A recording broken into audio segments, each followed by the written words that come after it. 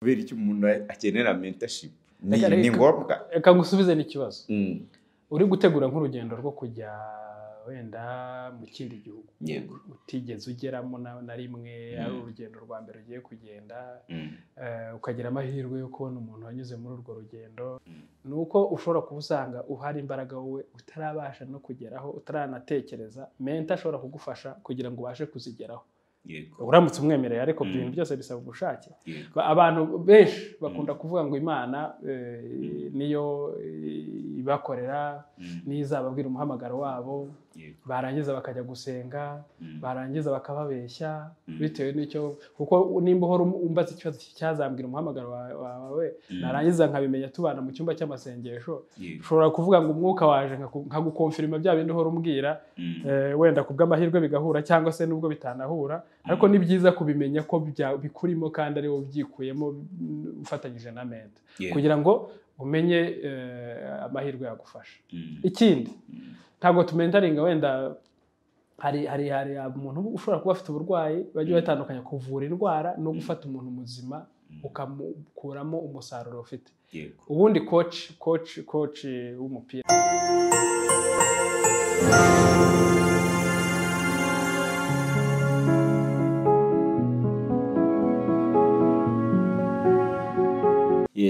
tubahaye ikaze nanone kuri Imena TV. Twizera yuko mumeze neza mu bice byose muherereyemo, haba mu Rwanda ndetse no mu mahanga, yewe nabumva ikinyarwanda.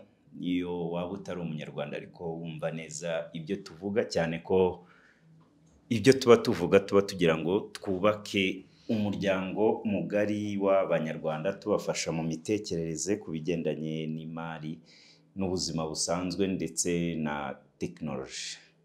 Uyu munsi rero nongeye kwakira mentor wacu, Mentor Sylvain. Biriwute? Merewe neza kabisa. Namahoro. Namahoro masa. Ambaye neza nubwo nkunda kubivuga, ntabwo gitindaho.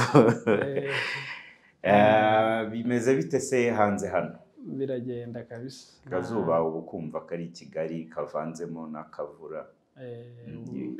Ni ibihe byiza byo kugira ngo umuntu amenye. Ako mbona sinzi impamvu abantu bakunda hanze y'igihugu. Dufite igihugu cyiza kiba gifite sezo ibitari idashyushye cyane, bidafitemo n'imvura. Mbona nta hantu hanganya u Rwanda. Ubuntu rero buragira bivana naho ntago nagenze cyane, ariko nkahake nagiye kuba ahantu hashyuha igihe cyose, kabone n'imvura yabigwa cyangwa ufite na fani mu nzu hakaba hashyushye, ku buryo nyine uvuga uti umva umenya iby'u Rwanda ubundi uruvuyemo nibwo uhita umenya ibyiza byarwo. Abahanga bavuga yuko ahubwo iyi mirire bimeze gutya ari facteur imwe ituma abantu badatekereza cyane. Kubera yuko iyo havutse ibibazo nk'ibyo ngibyo, hari ibintu abandi bantu bakenera kugira wowe udakeneye kugira. Nk'urugero, nko kugura, nko gukora wenda nk'uburiri bushobora gushyuha, gucomeka. Mu Rwanda hari umuntu waburyabaho? Ntabwo byabaho. Uvuze ngo uvumbuye akantu kaza gucuruza nk'ibyo bintu nta wabigura. Nta muntu wabigura. Ariko urumva baba baratekereje bakavuga ati no ubukonje bwakica umuntu burananuka. Hari igihe umuntu ageraho akumva rwose bumumireye nabi, n'amazuru akenda kuvaho, bikaba ngombwa yuko bagera no gutekereza ko basi nitunaryama reka dushyireho igitanda cyangwa se dushyireho ikintu dushobora gucomeka kugira ngo bishyuhe. Uva rero bimwe mu bintu dukwiye no kwigisha abantu ntibakajya binubira ibibazo ngo bishimire comfort, kuko out of your comfort niho umuntu akurira. Yego nibyo, ntabwo kaburamo, niyo mpamvu uburi mentor uba utuganiriza. Ariko se mentor nahoze kare ntekereza, mwita mentor kubera yuko hari mentorship cyangwa se hari uburyo ki ubufasha Imena kugira ngo zitekereze, zive mu gice kimwe cy'ubuzima zigire ubundi buzima, banareke imitekerereze imwe idakwiye bagire indi mitekerereze. Ubundi buriya mentorship program buriya ni ngombwa kuri twebwe nkatwe nk'abanyarwanda cyangwa se ibihugu byo munsi y'ubutayu bwa Sahara kubera ko ibyo ngibyo wenda mbyumva bikoreshwa hanze ntabwo nyine njye mba numva ukuntu umuntu yakenera mentorship ni gute umuntu aba ashobora gukenera mentorship none hari umuntu uzi ubwenge ibintu byose nyine uba bifiteho access reka tuvuge mu mitekerereze kubera icyo umuntu akenera mentorship ni ngombwa. Reka ngusubize n'ikibazo uri gutegura nk'urugendo rwo kujya wenda mu kindi gihugu utigeze ugeramo na rimwe ari urugendo rwa mbere ugiye kugenda ukagira amahirwe yo kubona umuntu wanyuze muri urwo rugendo warangiza ukirengagiza uburyo yagufasha kugira ngo umenye ibyo witegura uburyo ugenda ukagera mu nzira ugahura n'ibibazo bikarangira wenda usubitse urugendo. Urabona muri Afurika wenda dufate nk'urugero bavuga yuko akenshi dukunda kuvuga ngo tugenda inyuma y'amasaha sibyo noneho ufite tike y'indege sibyo kandi indege ntabwo igitegereza umuntu umwe cyangwa itegereze ngo wakererewe hari baguha igihe cyo kwagera bagacekinga yuko ugenda noneho uhageze ku munota wo guhaguruka kw'indege barabuze kujya kuyihagarika ntabwo bishoboka. None se agaciro k'iyo information yuko no kubikumenyesha neza ugomba kugererayo igihe kugira ngo bakore checking boarding ubashe kujya mu ndege n'igiciro cy'itike y'indege urumva umuntu nta agiye kukomentaringa no kuguha iyo information aguca nka 1/10 cyangwa se munsi ya 1/10 cy'itike uzakoresha ariko ushobora kwirengagiza izo information bikarangira indege igusize yagusiga bikarangira uhombye ya tike ukagura indi ukanategereza nimba hari n'ibyo wari ugiye gukora cyangwa se hari amahirwe wari ugiye gufatisha ukaba nayo urayabuze. Utekereza yuko bitaba ari ubwenge gushaka umuntu uguha ayo makuru? Iyo ni point iyo ni example yumvikana ndashaka kuko hari izindi zumvikana. Hari umugabo ndanamuzi bigeze kujya muri Korea kera ibintu bya tekinoloji bitaraza umuntu ataramenya ko bafunguza inzugi amakarita umuntu ataramenya yuko ikarita ushobora kuyikoza ku gikuta igacana amatara ataramenya ko hari ahantu ushobora kuyikoza akagira ikintu cyiza kitari gihari. Noneho rero kuko yari yaragiye mu Bufaransa kera bagiye muri Korea mu mahugurwa bari boherejwemo nk'abadiplomate avuga ati mwebwe mujye kumva bababwira nimwe mutaragera hanze jewe menyereye kugenda mu Bufaransa n'ahandi hose ariko tekinoloji zirahinduka. Arangije umugabo ajyana ikarita arafungura kuko yarabizi ibyo byari kumuyobera ariko nta yandi makuru yari afite namwe kandi abayabahaga bari bagiye kuko amasaha yo kuryama yari yageze kuko hari igihe muhagerayo. Yabuze igitanda yarahagaze yagize yashatse kumva ubushyuhe butangiye kuza akabura ahantu ukuntu abigenza abandi babahaye instruction imibare bari gushenda ibiki byose aho bakora akaza ntuzi bakaba command bakaba bakomendinga ibintu ibyo ari byo byose arara yoga. Bukeye mu gitondo asohotse nyine aza kubaza abagenzi be baramubwira ati ese ubushyuhe wowe bishyiramo temperature wumva ikomeza ati se yigera ngo mugabo y'amaso yari yatukuye sinzi ko n'amasomo y'umuzi wawe wakurikiye kubera kwiyemera no kumva yuko ubumenye iyo ni urwo rugero rwa kabiri narwo rwumvikana rimwe na rimwe yo overestimating ubumenyi bwawe hari igihe bigorana. Ikindi gikomeye kandi kigize ni uko ushobora kuba usanga uhari imbaraga wowe utarabasha no kugeraho utaranatekereza mentor ashobora kugufasha kugira ngo ubashe kuzigeraho uramutse umwemereye ariko ibintu byose bisaba ubushake.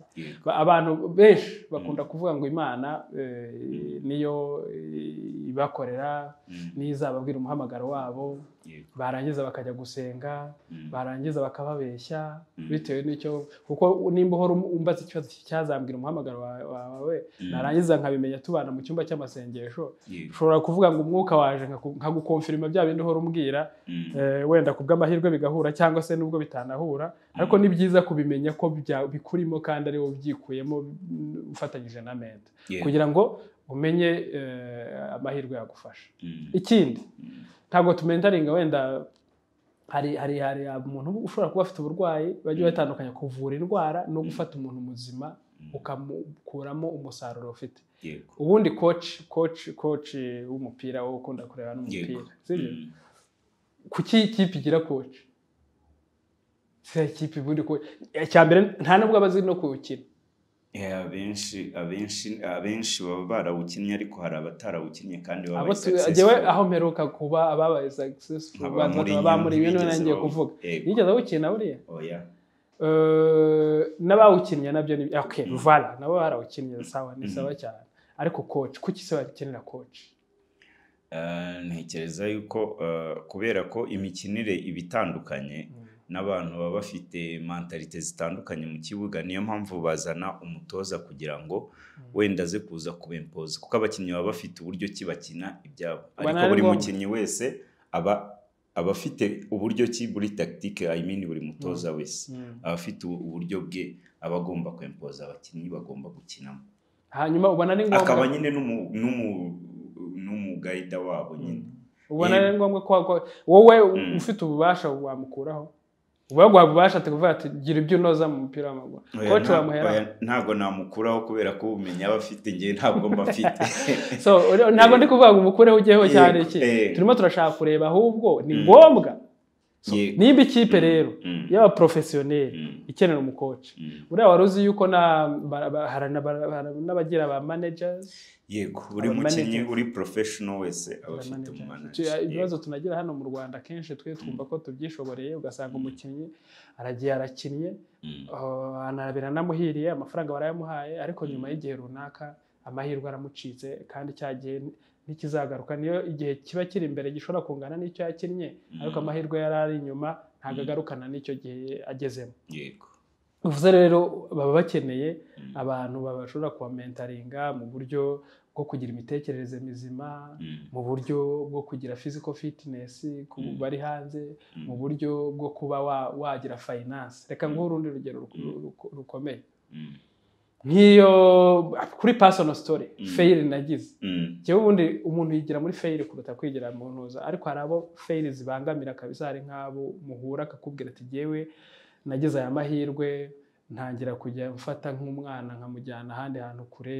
mu bindi bihugu ayo mahirwe rero nagiye ngira sinabyaje umusaruro bishatse kuvuga ngo rero muri makeya nkanjye kuri fail nagiye ngira iyo ngira nk'amahirwe nkagira nka menta mbibaza akaba yarankosoye amafaranga yose nari kuba naramwishyuye nari kuba nayagarurije muri iryo kosa nakoze nk'urugero nko gukora investment itariyo tuvuge nk'urugero menta nta marangamutima amenshi ashyiramo kubera yuko akenshi abatakuzi cyangwa se niyo mumaze kumenyana abazi intege nke zawe abanakubwira realite nk'umuntu wabibayemo mbere ni ukuvuga ngo jyewe ubu fail mba naragize n'ubumenyi mba narakorekitinze igihe kirekire ni byiza yuko ubufashisha undi muntu ngewe nza kugira umuntu ngira inama nkiri mutoya ushobora kuba waravumbuye umuhamagaro wawe kare ubumenyi wagombaga gukenera ukabubona hakiri kare bishatse kuvuga ngo rero menta akenshi ni ngombwa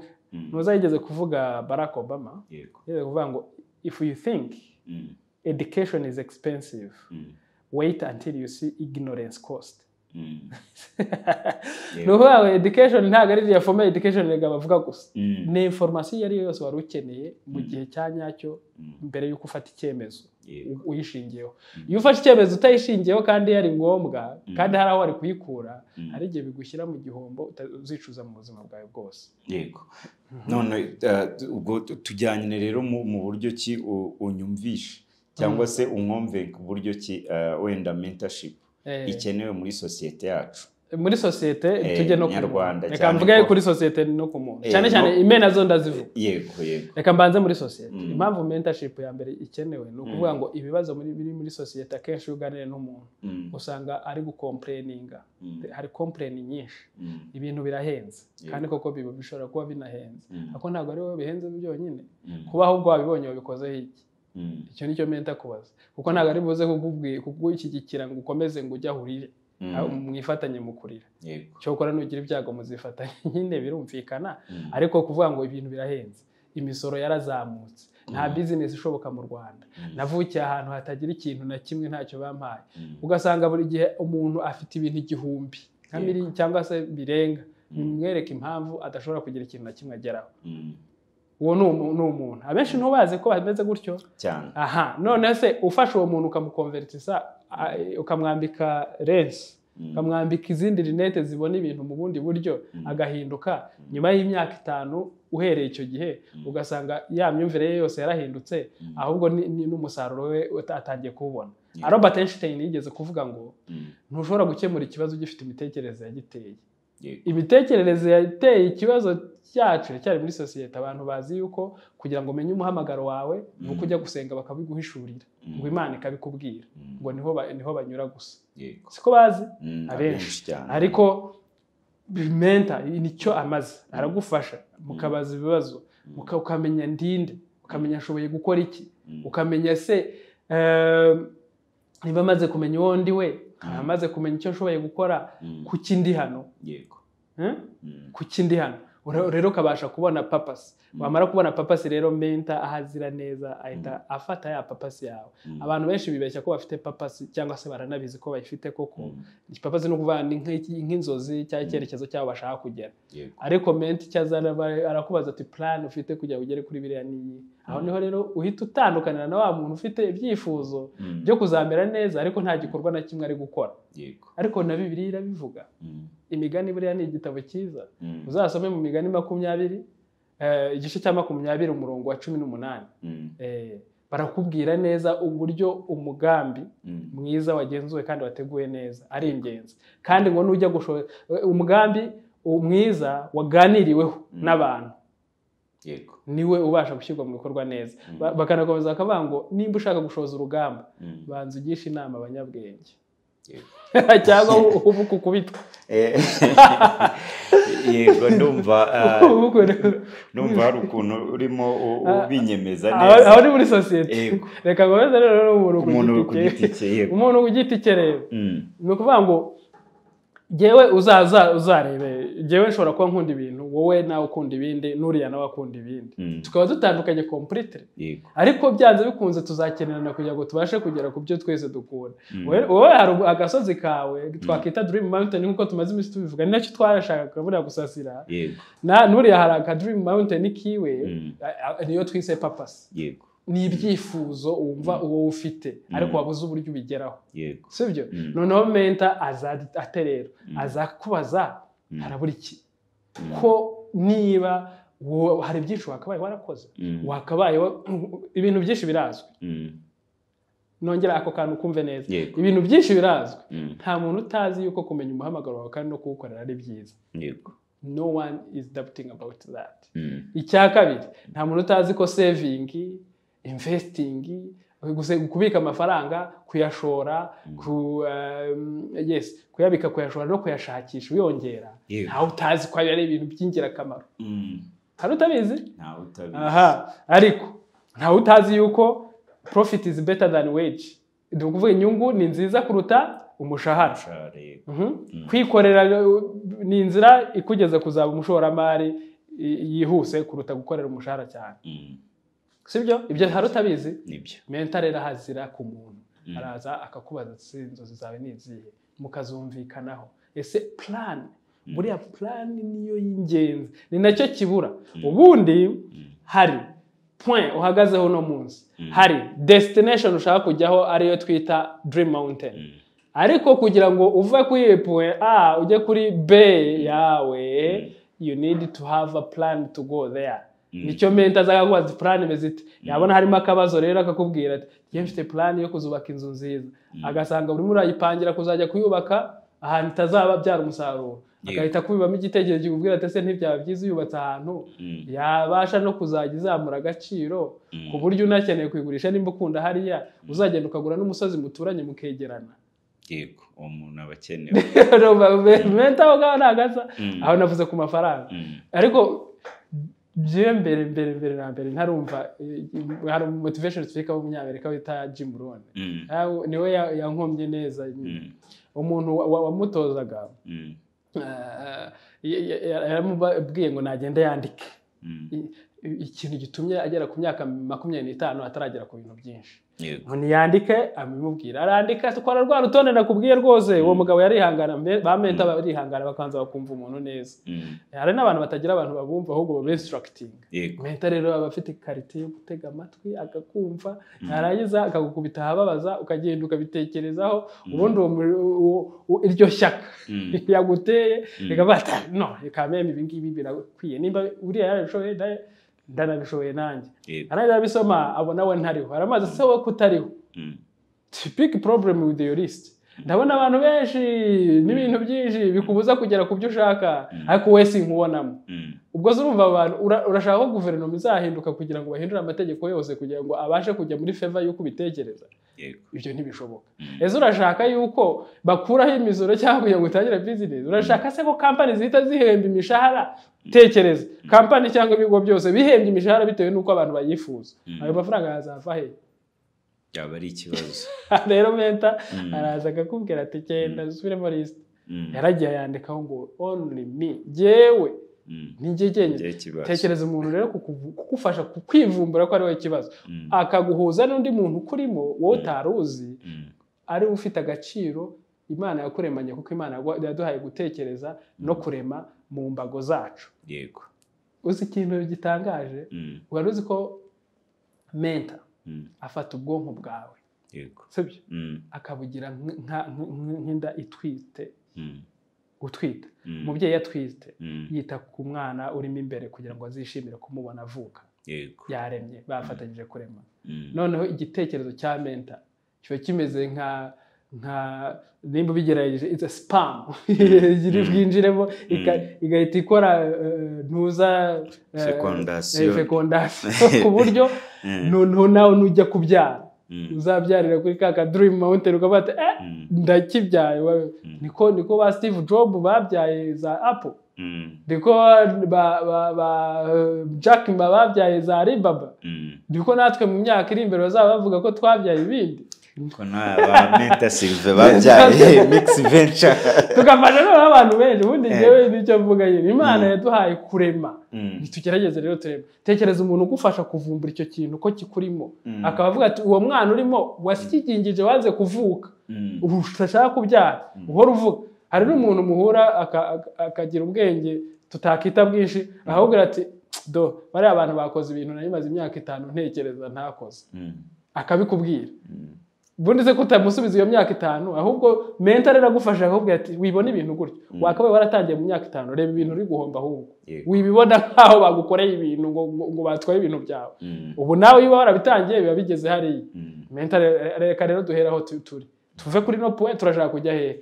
ukamenya yego urumva uwo muntu wowe wamwishyura ngahe wamwishyura iki biragoye twe tubikora nk'umuhamagaro rero umuntu nkawe ndumva ari umuntu ukenewe mu buzima rero kimwe wenda n'indi mena nshya itujoyininze uno munsi kubera iki dukeneye mentorship mu buzima bwacu bwa buri munsi cyangwa se mu bikorwa bimwe na bimwe byo dukora kugira ngo to moving forward ikintu cya mbere umuntu yiswe mentor cyangwa se abantu bamubona muri iyo karite cyangwa n'ababyiyumvamo kuko akabikora nk'umuhamagaro atandukanye na scammer yego scammer abasha kumva amarangamutima yawe nimba uri umuntu ugira ubwoba akajya gutera ubwoba kugira ngo ufate ibyemezo vuba nimba uri umuntu w'igisambo greed kuko byose urabyasezinga nimba uri igisambo akajya gushuka gukora ama investment ya vuba kugira ngo akwereka ko ari mu kazi nimba uri umuntu wangana agatangira kuzana ibintu by'urwango cyane cyane nko mu Rwanda twege twagize n'ikibazo cy'amateka mabi y'uko abantu bashobora kuvuga ngo nguriya ngo ntiyangira inama nguriya yangira inama nguriya kubera urwango tuzembe ntunarebe ibintu biri mu mutwe cyangwa byamufasha ahubwo we akaba yarafungiranwe muri cage yarafashwe ku buryo atabasha no kuvamo gukuye muri icyo kintu kugira umuntu muzima nka menta ni ikintu cy'ingenzi ariko imena iri kutwumva yo impamvu twayiteganyirije ugiye mu biganiro byacu byose harimo ikintu cyo kumenya umuhamagaro wawe kugira ngo ubeho ubuzima bufite intego bugushimishije bugufasha kubaho neza twabateganyirije rero ibintu byinshi yego kubera yuko akenshi iyo ufashe ikintu cy'agaciro warangiza ukagigira ubuntu abantu bagitesha agaciro yego muri urwo rwego rero twebwe twabateganyirije yuko tuzabashyiriraho mentorship. Ndumva tugize n'umugisha imvura ikabiguye. Ni bya bindi twatangireho tuvuga tuti Kigali izuba riba riva mu kanya imvura ikagwa, ariko numvisha uvuga yuko bituma abantu badatekereza neza. Wari ukitubwira kuri importance nyine ya mentorship muri societe yacu cyangwa se biri in person. Ngira ngo tumaze n'iminsi tubwira abantu kuba bagana Mentor Sylvain kugira ngo abe yabafasha mu buryo bumwe cyangwa ubundi bitewe wenda n'intege nke umuntu afite muri icyo kintu. Ngira ngo rero tunakomozeho ku musozo, ese Mentor Sylvain ubundi akora ate, atanga iyihe package cyangwa se nize program ushobora kumentaringamo abantu, ni niki abo uzamentaringa bakwitega muri wowe? Urakoze cyane, ikibazo cyiza. Ikintu cya mbere dushaka gufasha abantu ni ukugira imitekerereze mizima, kuko imitekerereze niyo iyobora ayandi mavasazi yose. Mentor ashobora kukumentaringa muri domaine atanabetereza, ariko akamakinga ashobora ko ufite right mindset toward kwiyo domaine yawe. Akamenya ko ufite plan iri sound, imeze neza, mugafatanya kwiganiraho nk'uko twahoze tubivuga yuko n'ijambo ry'Imana ribitubwira. Nimba ushaka kujya mu rugamba nyine banza ugisha inama abanyabwenge. Ntabwo abanyabwenge baba bavuga ari abazaturuka ahandi hantu baturimo. Kandi natwe duhora dushakisha ubumenyi kugira ngo tutyaze ubwenge kugira ngo tubashe gufasha abantu. Ibintu rero tubafashamo ni ikijyanye n'imitekerereze, icya kabiri ni ikijyanye na finance, icya gatatu ni uburyo bwo kubaka systeme, aho kugira ngo ujye ukora ibintu nunapfa ugenda ujyanye nabyo. Ba Steve Jobs bubakaga amasysteme, amakampani yose tuzakomeye agiye yubaka amasysteme. Mu rwego rero rwo kugira ngo dufashe kuko ab'ingenzi ntabwo ari uwari wese uza ngo dufashe. Hari ibiciro twashyizeho, ashobora gusura website yacu yitwa www.mentorsylvain.com cyangwa mentorsylvain.com. Tushobora no gukora hari amasocial media account yitwa Mentor Sylvain, bashobora kujyaho bakareba pricing, bagahitamo package bashaka. Muri izo package tukaba twafatanya umuntu, tugafatanya urwo rugendo. Tuzashimishwa nuko tubihutisha kugera ku ntego zabo, bakagera kuri ka gasozi k'inzozi kabo, bagatangira guhumeka umwuka w'ubwisanzure. Natwe turimo tuhumekana, dukorana mu ntoki tuvuga ati rwa rugendo twatangiye rwaciyemo kabisa. Yego, ngira ngo kizaba ari ikintu cyiza tubona abatugana cyangwa se abo twahuguye mu buryo bumwe cyangwa ubundi, ko twatanze inama nyinshi ku ngingo zitandukanye. Bizaba ari byiza cyane. Ngira ngo wenda iki kiganiro turaza gupininga munsi niyo website kugira ngo bize korohera buri muntu bireba, cyangwa se tube twananyuzamo agaflyer kajyanye n'ibyo biciro bya gahunda utanga.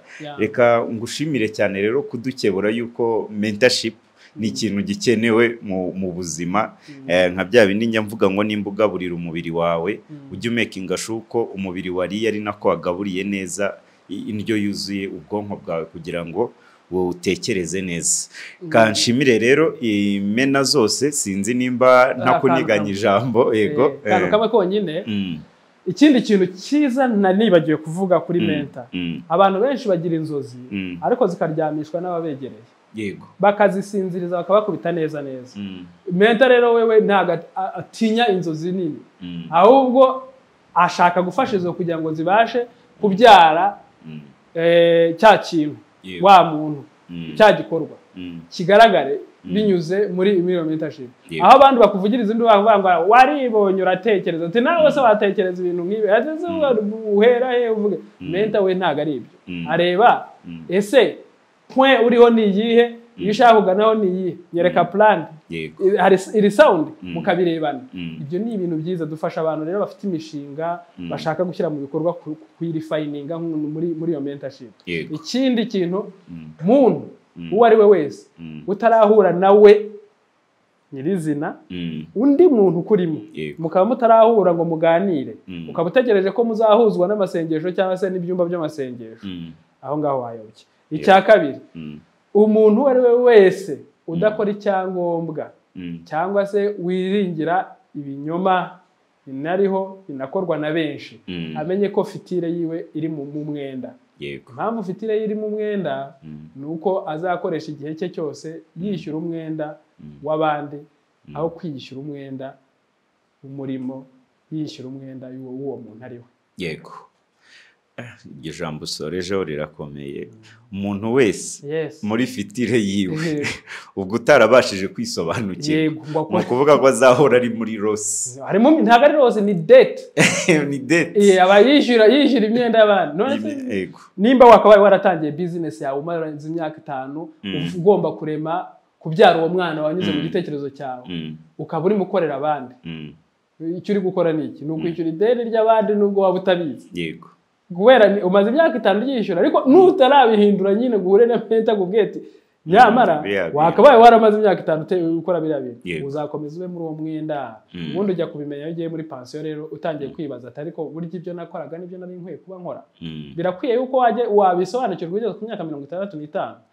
Nabo ngabo ntitubaciye intege nimba bari mu mena bazazi, kuko na Colonel Sanders wenda arahinduye, ariko byo bibaho gake, probability igenda igabanuka bitewe no kugira imyaka myinshi. Niyo mpamvu rero umutoya kugira ngo iyo wimenye hakiri kare ufite igihe kinini cyane no kwihuta byoroshye bitewe n'ubumenyi n'imbaraga uba ufite. Yego ngira ngo byumvikanye cyane, kandi umuntu wese uza gufata umwanya we akareba kino kiganiro ndibaza ko wenda waje ameze nkanjye nta bumenyi bwinshi yari afiteho biraza kumufasha, noneho nafashwa cyane azanatugane kugira ngo umufashe kumwereka umuhamagaro we, no kugira ngo inzozi ziwe cyangwa se wa musozi duhora duterera azabashe kuzikabya, duhagararane ku gasongero duhumeka wa mwuka w'ubwisanzure. Rero nshimire imena zose banyuzwe n'ikiganiro baze kutwandikira cyangwa se baduhe n'inyunganizi aho muri comment. Niba ari ubwa mbere utuganye rero uhite ukora subscribe ku Mena TV, then ukore no kuri notification kugira ngo ibiganiro nk'ibi by'inyurabwenge aho muzajya mwumvamo inama nziza zishobora kubahindurira ubuzima zajya zibageraho ku gihe. Ngushimire cyane rero Mentor Sylvain. Yakoze cyane. Ngira ngo turaza kureba nka flyer tuza gushyira muri thumbnail cyangwa hagati mu kiganiro, abantu baze no kubona uburyo ki bashobora kuaccessinga byoroshye, ndetse turashyira n'aka link aho munsi tukapiningeho kugira ngo umuntu ashobore guhita agera direct kuri www.mentorsylvain.com then abone byinshi muri service utanga. Dushimire cyane rero na Mutuzo wadufashije ku majwi n'amashusho kugira ngo bibagereho neza. Rero mbaragize Imana Uwiteka abarindi.